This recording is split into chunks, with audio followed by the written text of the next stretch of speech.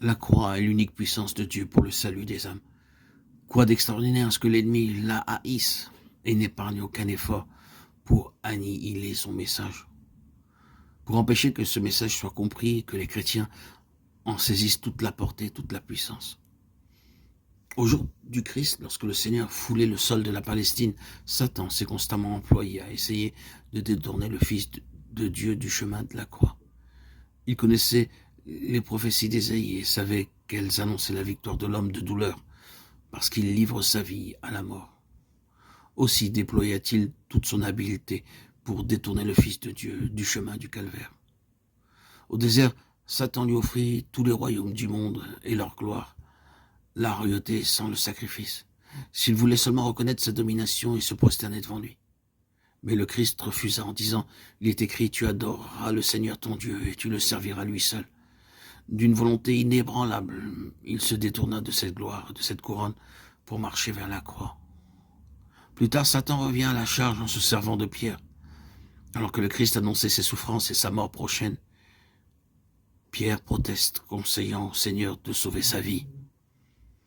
Il s'attire cette réponse. Arrière de moi, Satan, tu mets une pierre d'achoppement, car tu ne comprends point les choses qui sont de Dieu, mais seulement celles qui sont des hommes. Derrière le disciple, le Christ a discerné Satan, et celui-ci, découvert, abandonne momentanément la place. Les démons dans les corps de malheureux possédés s'élèvent aussi contre le Christ, car ils savent qu'il sera vainqueur de toutes les puissances adverses. Es-tu venu nous tourmenter avant le temps, proteste-t-il. Mais l'heure suprême va sonner. L'ennemi, n'ayant pu détourner le Christ de la croix, va maintenant devenir l'instigateur du supplice. Les paroles mêmes du Seigneur, peu avant l'heure du sacrifice, nous montrent qu'il connaît tous les résultats de cette mort qu'il accepte. Ce n'est pas seulement la rançon du péché pour tous les hommes, mais aussi la victoire sur toutes les puissances de l'enfer. Maintenant, le prince de ce monde va être jugé, dit-il à ses disciples.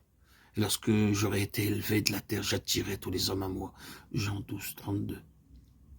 Il prophétise la puissance d'attraction qu'exerça son sacrifice sur les âmes pour les amener à lui, les affranchir du péché et de l'esclavage de Satan. Lors du dernier souper, Jésus annonce à nouveau que le prince de ce monde vient, mais qui n'a rien en lui. Jean 14, 30, 31. Le Fils aime le Père si parfaitement qu'il n'a qu'une ambition, faire sa volonté. Il donne sa vie de son plein gré pour sauver les brebis que le loup a ravies. Celui que Satan n'a pu vaincre, celui avec qui il s'est mesuré en vain, celui qui a osé braver sa domination universelle, domination jusque-là incontestée, celui-là doit mourir. Et pour la trahison, pour le livrer à ses ennemis, Satan emploie l'un des disciples. Il entre dans Judas.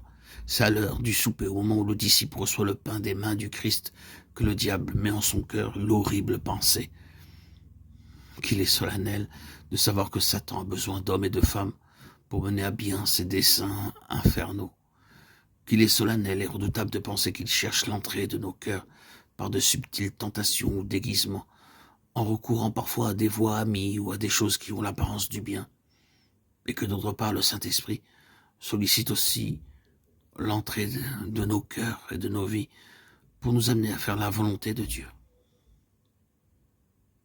Au jardin de Gethsémanée, après les heures d'agonie, lorsque le Christ fut arrêté, il affirma à nouveau l'existence de cette puissance du mal qu'il était venu vaincre. C'est ici votre heure et la puissance des ténèbres, dit-il à ceux qui mettent la main sur lui. Dès cet instant, il est au pouvoir de l'ennemi, livré aux mains des méchants, qui assouvissent sur lui toute leur haine contre la sainteté parfaite. Le prince de la vie est mis à mort.